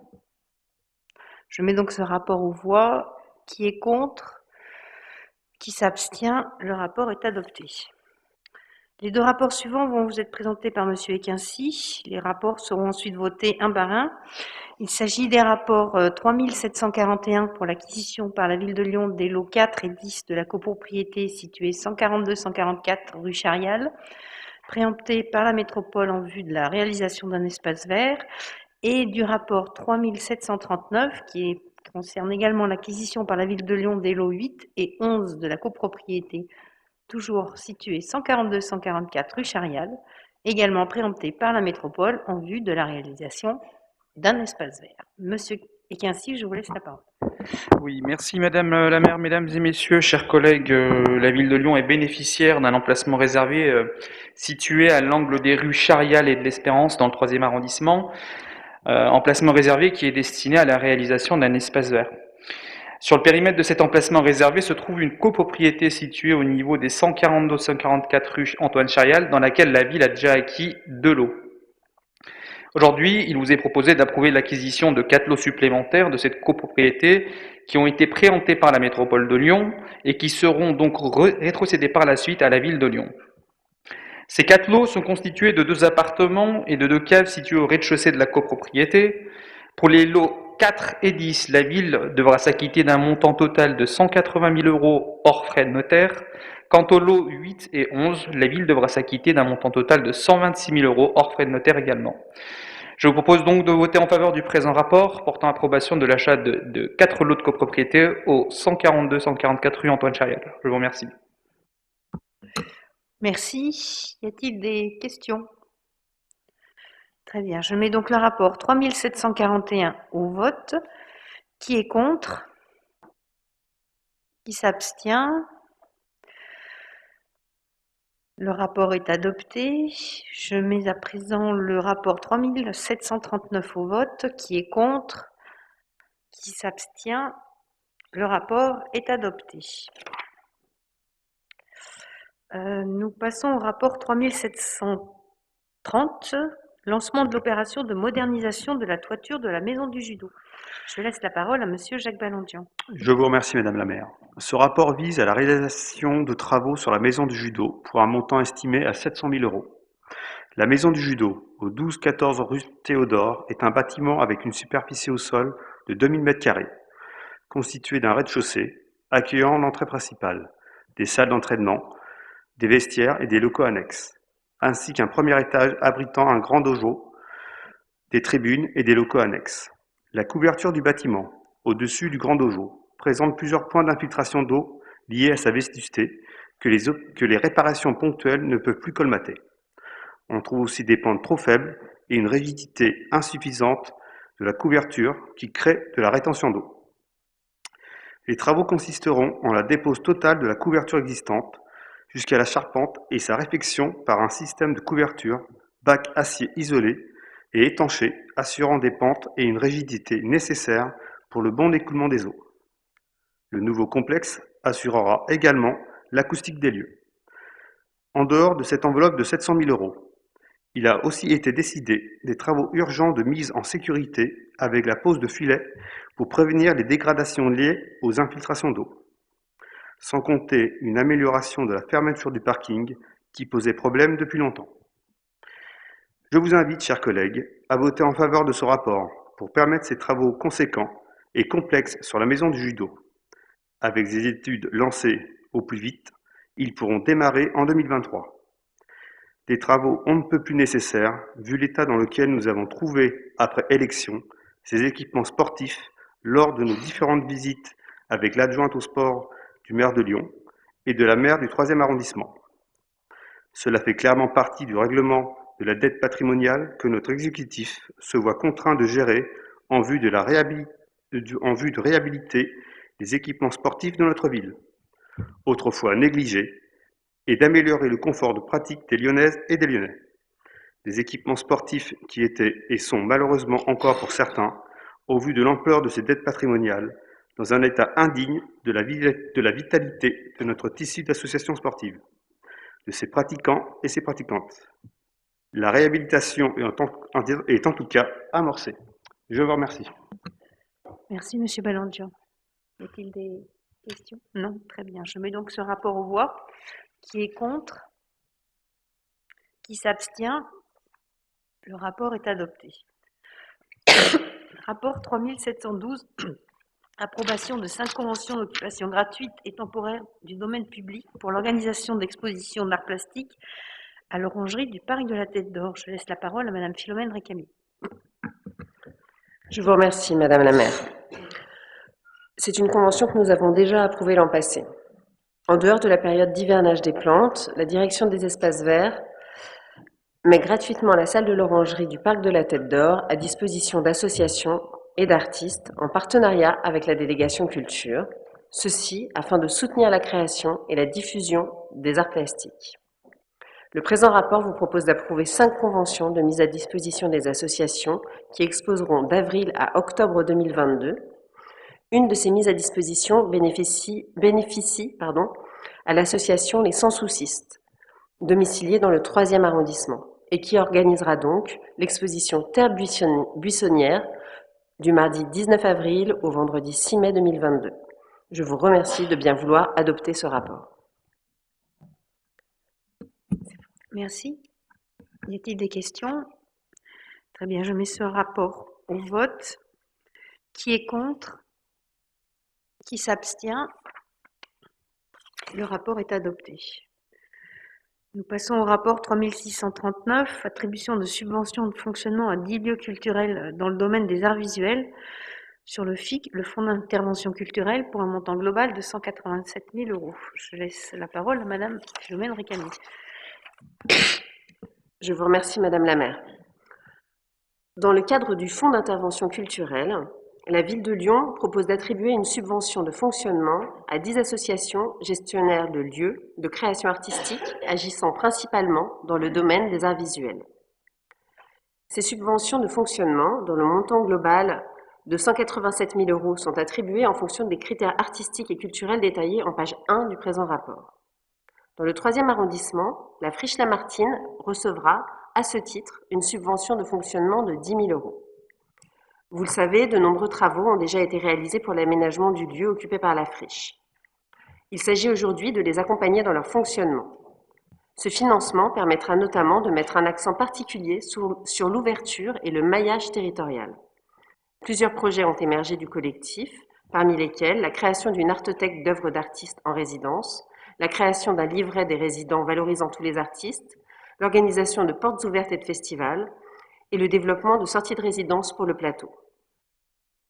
Par ailleurs, il est également proposé d'approuver une subvention de 5 000 € à l'association Comet, domiciliée Grande Rue de la Guillotière dans le 7e arrondissement, mais dont la galerie est située rue Montebello depuis l'été 2021, dans des locaux appartenant à la métropole. Par ces activités, Comet souhaite sensibiliser de nouveaux publics en favorisant les échanges autour de l'art contemporain. À raison de 4 expositions par an, le commissariat se veut participatif et engagé au plus près des artistes et de leurs pratiques. Comet développe également des ateliers à destination des relais sociaux et des écoles du quartier en lien avec sa programmation. Je vous encourage vivement à aller découvrir l'exposition actuelle de l'artiste Rémi Drouard, particulièrement étonnante. Comet est un lieu précieux par son engagement dans un territoire où la culture peut peiner à trouver sa place et par la grande qualité de son travail auprès des artistes et du public. Enfin, une subvention de 3 000 € est proposée pour l'association Superposition, association dédiée à la promotion de l'art urbain. Vous connaissez Superposition car c'est par leur intermédiaire que l'artiste Thomas Laterre est intervenu rue Ménis dans le cadre de la rue des enfants. Depuis septembre 2020, Superposition occupait de manière éphémère un espace sur le boulevard Vivier-Merle, et donc dans notre arrondissement. Cette occupation a permis l'organisation d'une quinzaine de résidences d'artistes. L'association doit aujourd'hui quitter le boulevard Vivier-Merle pour s'installer dans d'anciens bureaux sur le site de la Cité des Halles, où elle poursuivra l'organisation de ces résidences. Superposition est une association particulièrement active pour donner à voir la richesse de l'art urbain de notre territoire. Vous retrouverez le montant de ces subventions ainsi que celles attribuées à d'autres structures lyonnaises en dernière page du présent rapport, et je vous invite donc à voter en sa faveur. Merci. Y a-t-il des questions? Non, très bien. Je mets donc ce rapport aux voix. Qui est contre? Qui s'abstient? Le rapport est adopté. Nous continuons avec le rapport 3633 qui concerne l'attribution de subventions de 5 000 € à l'association AOA Prod pour l'organisation du festival de science-fiction Les Intergalactiques du 1er au 30 avril 2022. Je vous laisse de nouveau la parole, Madame Récamier. Créée en 2005 par des étudiants au cinéma de l'Université Lyon 2, l'association AOA Productions organise la 10e édition du festival Les Intergalactiques qui se déroulera du 1er au 30 avril 2022. En 2019, le festival avait rassemblé environ 10 000 spectateurs. En 2020, du fait de la crise sanitaire, l'événement à temps reporté a finalement été annulé et la programmation a été reprise pour l'édition 2021, qui a attiré également un grand nombre de visiteurs. Cette 10e édition, intitulée Nos Futurs, explorera les courants subversifs de la science-fiction et ses liens avec les contre-cultures, dans son histoire comme dans son actualité. Cet événement est destiné à tous les animateurs de cinéma, de littérature et de culture science-fiction et d'imaginaire. La programmation 2022 propose plusieurs temps forts, notamment un cycle de tables rondes et conférences dans divers lieux, dont la bibliothèque de la Part-Dieu. La ville de Lyon souhaite soutenir ce projet en accordant à l'association AOA Prod une subvention de 5 000 €. Je vous remercie de bien vouloir approuver cette subvention. Merci. Est-il des questions? Très bien, je mets ce rapport au vote. Qui est contre? Qui s'abstient? Le rapport est adopté. Nous continuons avec le rapport 3599, soutien à la vie associative ou structure assimilée relatif à l'action internationale, attribution de subventions dans le cadre de l'appel à projets internationaux 2022. Première phase. Je vous laisse la parole, Madame Récamier. Je poursuis avec le rapport suivant qui concerne l'attribution des subventions dans le cadre de la première phase de l'appel à projets internationaux 2022 coporté par la ville et la métropole de Lyon. Pour mémoire, l'AAPI est ouvert à des associations, des groupements d'intérêt public et des établissements publics domiciliés ou ayant leur siège social sur la ville. Cet appel à projet vise notamment à stimuler l'engagement de la société civile, en particulier de notre jeunesse, devant les défis sociétaux du XXIe siècle, que sont par exemple le climat, la santé, l'accès aux droits, le respect du vivant ou encore la pacification des rapports humains. Ces derniers mots prennent tout leur sens dans le contexte international que nous connaissons aujourd'hui. Pour cette première phase de l'AAPI 2022, il est proposé d'apporter un soutien à 26 structures, dont 4 nouveaux porteurs de projets. Sur le 3e arrondissement sont concernés, dans la thématique de l'internationalité, la plateforme de la jeune création franco-allemande, située au 165 rue de Saxe. Elle organise chaque année un projet poétique et théâtral intitulé Passeurs d'Europe, faisant participer 30 à 50 amateurs issus de communautés étrangères sur notre territoire. Subvention de 3 000 €. Dans la thématique éducation à la citoyenneté européenne et internationale, la Maison des solidarités locales et internationales, située au 215 rue Vendôme, qui organisera le festival des solidarités locales et internationales en novembre 2022. Il s'agit d'un programme de sensibilisation pour mettre en lumière les enjeux de notre temps et faire découvrir aux citoyens de l'agglomération lyonnaise des actions solidaires et durables. Subvention de 20 000 €. La SEPR, qui vous le savez est située au 46 rue du Professeur Rochet, organise un séminaire citoyen et interculturel réunissant 30 élèves lyonnais et 30 élèves allemands de l'Académie européenne d'Oetzonhausen. Il s'agira d'ateliers d'échange sur la présentation d'histoire de la construction européenne et de discussion sur le thème de l'égalité des chances parallèlement à la visite d'une institution européenne. Subvention de 3 000 €. Dans la thématique de la solidarité internationale, l'association ERIS, que nous connaissons bien également, au 13 bis rue Girier, qui propose une classe solidaire pour l'apprentissage du français à destination des personnes migrantes en situation d'exclusion sociale. Ce programme gratuit d'apprentissage du français est aussi intensif qu'inclusif et place la cuisine comme élément fédérateur, le restaurant associatif permettant à chacun d'exprimer son identité culturelle tout en découvrant la culture française. Subvention de 3 000 €. Et enfin, Kabubu, situé au 215 rue Vendôme dans le 6e arrondissement, il s'agit ici d'amitié par le sport. Le projet visant à favoriser l'inclusion sociale des personnes migrantes en proposant des activités sportives et en organisant des rencontres avec des personnes locales. La subvention sera de 4 000 €. Je vous invite, chers collègues, à voter en faveur de ce rapport pour contribuer à entretenir l'esprit de solidarité, le respect de la dignité des personnes, la démocratisation de l'expérience internationale pour la jeunesse. Soyons fiers de la coopération et des échanges interculturels qui sont ici en œuvre dans notre arrondissement. Je vous remercie. Merci, Madame Récamier. Y a-t-il des questions? Je mets ce rapport au vote. Qui est contre? Qui s'abstient? Le rapport est adopté. Madame Récamier, nous continuons avec le rapport 3646, gratuité partielle de frais de location et ou de captation audiovisuelle accordés aux associations et autres organismes. Je vous laisse la parole.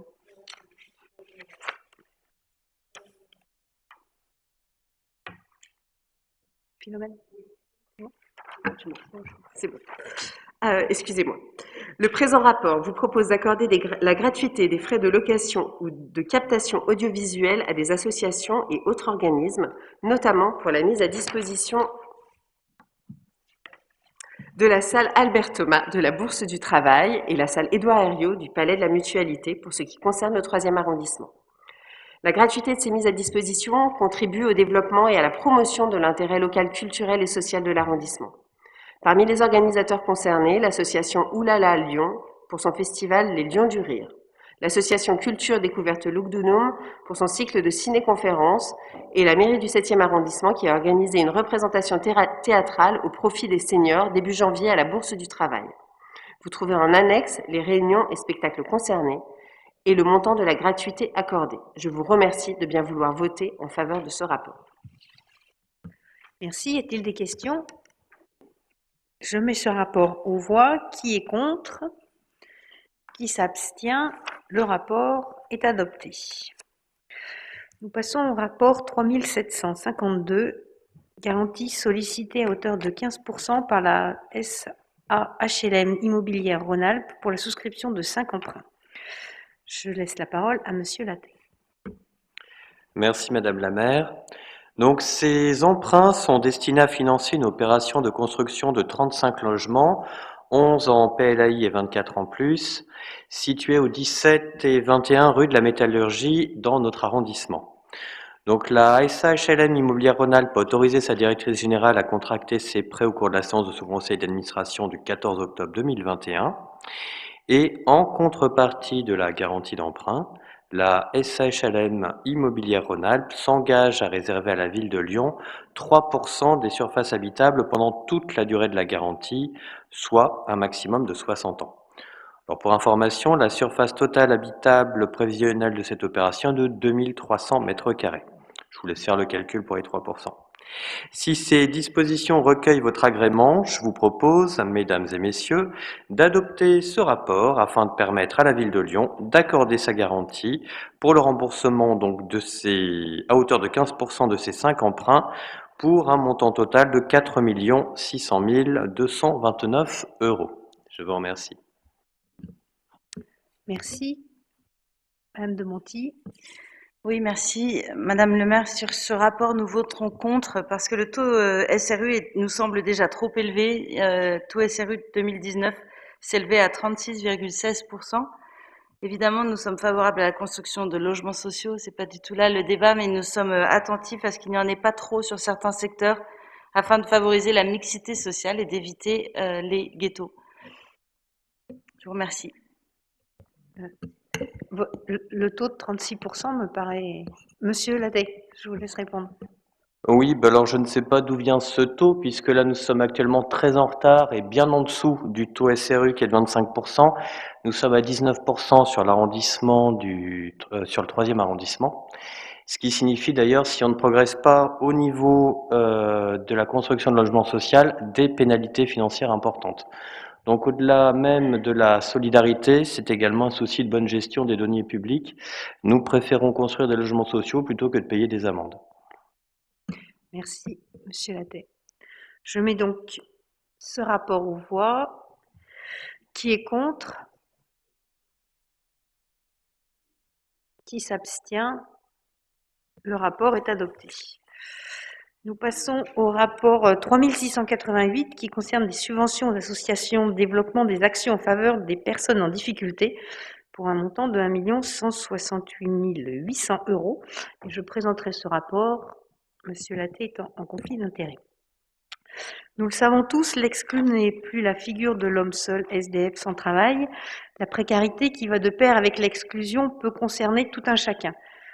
Pour pallier aux aléas de la vie auxquels nous pouvons tous être confrontés, la politique de solidarité de la ville s'engage dans des secteurs les plus divers possibles. Ceux de la santé, de l'insertion, de l'économie, du logement, de l'éducation, de la culture.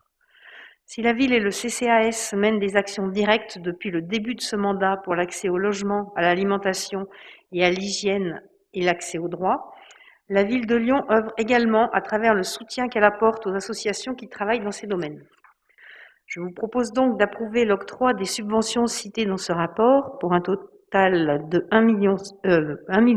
168 800 €, dont 241 500 € seront attribués à des associations du 3e arrondissement réparties comme suit. 223 000 € pour l'ASSO qui réalise un travail global d'accompagnement et d'insertion, notamment grâce à l'accueil de jour. 3 500 € pour l'entraide protestante qui lutte contre l'exclusion et apporte son aide aux personnes isolées. 15 000 € pour Médecins du Monde qui soigne les populations les plus vulnérables. Nous proposons également un mode de contractualisation inédit sur 3 années consécutives pour les associations citées dans le rapport afin d'inscrire les soutiens financiers dans la durée et permettre une stabilité des actions menées par ces associations. Je vous remercie de votre attention et vous prie de bien vouloir accepter ce rapport. Y a-t-il des questions? Je mets donc ce rapport aux voix. Qui est contre? Qui s'abstient? Le rapport est adopté. Je précise que je ne participe pas au vote pour qu'il n'y ait pas de soucis. Nous passons au rapport 3819, approbation et autorisation de signature de la convention unique service d'accueil et d'information des demandeurs et gestion partagée de la demande de logement social 2021-2022. Et je laisse Monsieur Latet nous présenter ce rapport. Eh bien, de nouveau, merci. Alors, le plan partenarial de gestion de la demande de logement social et d'information des demandeurs a été adopté par délibération du Conseil de la Métropole le 10 décembre 2018. Alors, il vise à mieux organiser l'accueil et l'information des demandeurs de logement social et la gestion partagée des demandes sur le territoire métropolitain. Alors, il s'agit tout simplement de répondre au droit à l'information des demandeurs, un des principaux objectifs visés par la loi ALUR, donc ça, à travers l'accès à l'information et la transparence des procédures. Donc, au niveau local, la métropole de Lyon et ses partenaires ont décidé de déployer un service d'accueil et d'information des demandeurs, SAID, composé de 3 niveaux complémentaires établis en fonction du service rendu à l'usager et de la nature de leur mission. Donc, la ville de Lyon est engagée au sein du SAID depuis son démarrage en 2017. Elle dispose d'accueil de type 1, donc la mission c'est d'orienter et d'accueillir, et accueil de type 2, comme ici dans cette mairie 3e arrondissement, dont la mission est d'accueillir, d'enregistrer la demande des conseillers. Alors juste au passage, je vous signale que dans la pratique, nos agents, les agents du pôle social de la mairie vont bien au-delà des missions minimales et privilégient vraiment à chaque fois la recherche des solutions actives et on peut souligner leur implication. Le travail partenarial a été engagé donc dès 2012 autour de la création de l'association de gestion de fichiers communs du Rhône. Alors, sans rentrer dans les détails techniques, ça permet une gestion partagée des demandes de logement social afin de suivre le traitement et les événements intervenus sur chaque demande, et puis celles, bien sûr, relatives au processus d'attribution. Alors, la convention unique 2021-2022 n'apporte aucune modification au mode de fonctionnement actuel du SAID, ainsi qu'au système de gestion partagée de la demande, et elle s'appliquera jusqu'au 31 décembre 2022. La signature en fait de cette convention permet ainsi de poursuivre les activités de gestion et de la demande de logement social telles que pratiquées aujourd'hui au sein des différents accueils de la ville de Lyon, en s'appuyant sur l'outil de gestion partagée, donc cité précédemment, donc géré par l'association du fichier commun du Rhône. Donc, si ces dispositions donc techniques mais importantes recueillent votre agrément, je vous propose, mesdames et messieurs, d'approuver cette convention. Merci. Y a-t-il des questions? Très bien, je mets ce rapport aux voix. Qui est contre? Qui s'abstient? Le rapport est adopté.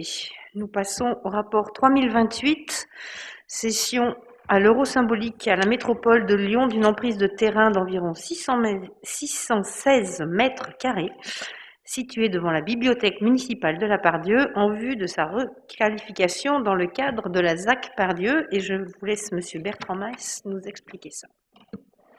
Oui, merci Madame la maire. Simplement pour dire que cette session a pour but de réaliser un mail piéton au nord de la bibliothèque et qui permettra aussi de traverser le bâtiment du centre commercial. Je vous invite à approuver ce rapport.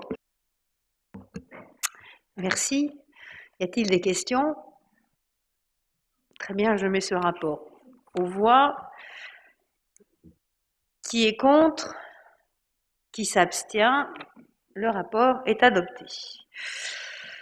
Pour notre dernier rapport, il s'agit en fait de la question du 3e arrondissement au conseil municipal du 31 mars. Donc je vous présente donc la question que je poserai à Monsieur le maire. Lors de la commission générale du 4 mars dernier, nous avons pu échanger pour comprendre et lutter contre le validisme. J'ai entendu les difficultés pour les personnes en situation de handicap de pouvoir accéder à un logement adapté pour garantir leur autonomie comme tout un chacun, de pouvoir se déplacer dans l'espace public sans obstacle et avec des repères accessibles à tout type de handicap, ou de pouvoir accéder aux bâtiments publics comme aux établissements privés tels que les commerces, les restaurants ou les cabinets médicaux. En février 2005, il y a donc 17 ans, la France votait pourtant une loi obligeant les villes à offrir un cadre de vie adapté à toutes et à tous, en rendant l'espace urbain accessible dans un délai de 10 ans. Mais les délais supplémentaires et les souplesses accordées face aux difficultés à respecter les échéances prévues, ou le renoncement de trop nombreux élus, ont considérablement réduit l'ambition initiale.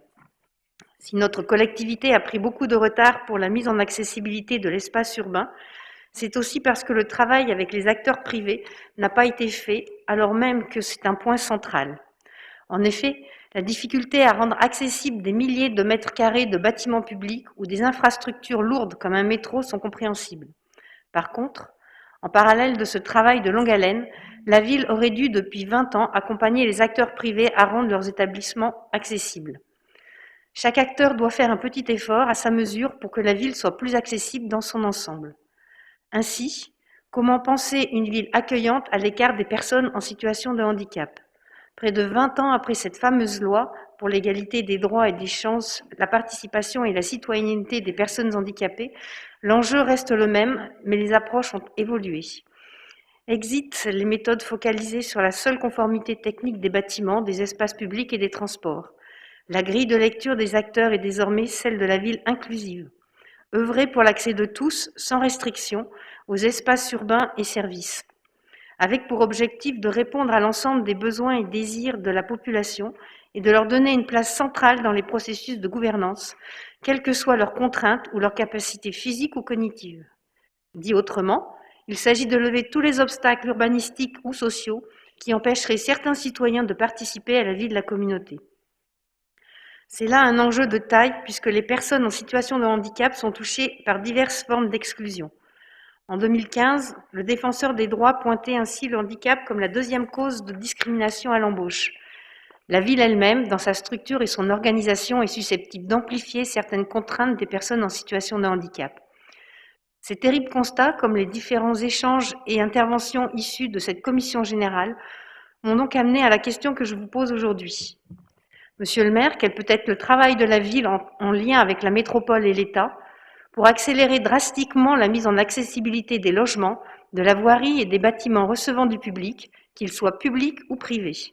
Et comment la ville entend-elle prendre en considération l'avis et l'expertise d'usage des personnes directement concernées? Voilà.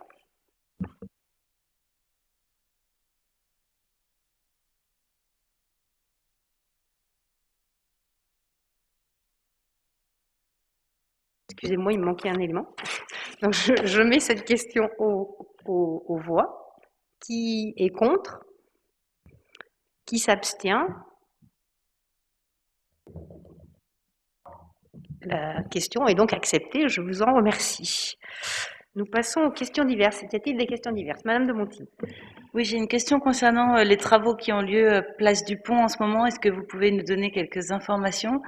Également sur la piétonisation de la rue de Marseille et de la rue Paul Bert, qui était, malgré les consultations, pas franchement attendue par les habitants. Est-ce que vous pouvez nous dire ce qu'il en est? Merci. Au niveau des travaux sur la place Gabriel Péri, il s'agit des travaux de mise à niveau de la voirie pour pouvoir faire le passage piéton. Merci, j'arrivais pas à trouver mes mots. Et au niveau de la piétonisation de la rue de Marseille, alors là, ça concerne le 7e arrondissement, donc ce sera à la maire du 7e de répondre. Et je pense que la question lui sera posée ce soir. Et la piétonisation de la rue Paul Bert a été effectivement évoquée, mais il n'y a rien encore d'acté ni de figé, j'allais dire, de prévu. Est-ce que vous y êtes favorable à la piétonisation de la rue Paul Bert? Moi, je vais pas vous répondre. Moi, c'est parce que moi, c'est pas mon avis personnel qui prévaut. C'est ce qui va être étudié et concerté, et puis ce qui va ressortir de ce qu'on pourra entendre et consulter, quoi. Voilà. Je vais pas vous donner mon avis sur ce sujet-là. Voilà. Madame Sanchez. Je peux apporter un complément, même si on ne parle pas de piétonisation définitive de la rue Paul Bert. En tout cas, nous, on est favorable à tester toujours des expérimentations. Et c'est pour ça qu'on a proposé, dans le cadre de la voie est libre, qu'il y ait peut-être une partie de la rue Paul Bert qui soit à nouveau piétonisée. On verra bien ce que ça donne et peut-être qu'on pourra vous répondre plus tard sur l'avis définitif de la majorité du 3e. Merci. Nous allons vous donner 2 informations en cette fin de conseil d'arrondissement. Je laisse Madame Cessiec vous parler du budget participatif. Merci Madame la maire, chers collègues, bonsoir à toutes et à tous. 2022 est une année importante pour la ville de Lyon et une grande première. La ville se dote en effet d'un budget participatif pour la première fois de son histoire. Un budget participatif ouvert à toutes et tous, habitantes et habitants, résidentes et résidents, mais aussi aux personnes étudiant ou travaillant à Lyon, sans condition d'âge ou de nationalité. J'ai eu le plaisir, lors du dernier conseil d'arrondissement, de vous faire part de son règlement, en large et en long, et en travers, et nous l'avons approuvé. Aujourd'hui, j'ai le plaisir de vous annoncer le lancement du budget participatif qui a eu lieu hier, lundi 14 mars 2022, avec l'ouverture de la plateforme Oyer pour que chacune et chacun dépose son idée pour la ville. L'adresse est oyer.participer.lyon.fr. Vous y trouverez l'ensemble des informations pour mieux comprendre le budget participatif, découvrir son règlement, participer à des ateliers en arrondissement, retrouver les outils de mobilisation et de communication. Cette plateforme, sera ouverte jusqu'au 17 juin 2022. À propos des ateliers, il y en aura près d'une trentaine sur l'ensemble de la ville et 3 sur notre arrondissement. Je vous donne les dates et les lieux. Mardi 22 mars à 18h30 en mairie du 3e, salle Brouillard où nous sommes présentement. Le lundi 9 mai, 18h30 au Château Sans Souci, la salle Scherrer, donc au 36 avenue La Cassagne. Le samedi 4 juin à 10h30 sur la place du Château en extérieur à Montchat. Sans compter le jeudi 9 juin à 18h30, un 4e atelier qui sera partagé avec le 7e arrondissement à la Maison du Projet Péry qui va ouvrir le 2 rue Gilbert Dru dans le 7e. Le principe, rapidement, des ateliers d'émergence, c'est de se donner 2 heures pour avoir des informations de façon complète et pédagogique qui pourront aider chacune et chacun à déposer son idée sur la plateforme selon les critères d'éligibilité, bénéficier à la ville et à ses habitantes et habitants, concerner les dépenses d'investissement, entrer dans le champ des compétences communales. Je vous remercie de votre attention. Merci. Et avant de terminer, je tenais à vous rappeler les dates de la première édition de la Fête du Printemps de notre arrondissement, qui se déroulera les 23, 24 et 26 mars prochains. Vous avez tous reçu, toutes et tous reçu par mail le détail de la programmation, vous l'avez aussi sur votre table, que vous pouvez aussi la retrouver sur le site de la mairie et sur les réseaux sociaux. Et j'espère pouvoir vous y voir nombreux à la rencontre des habitants. Merci beaucoup et je vous souhaite une bonne fin de soirée.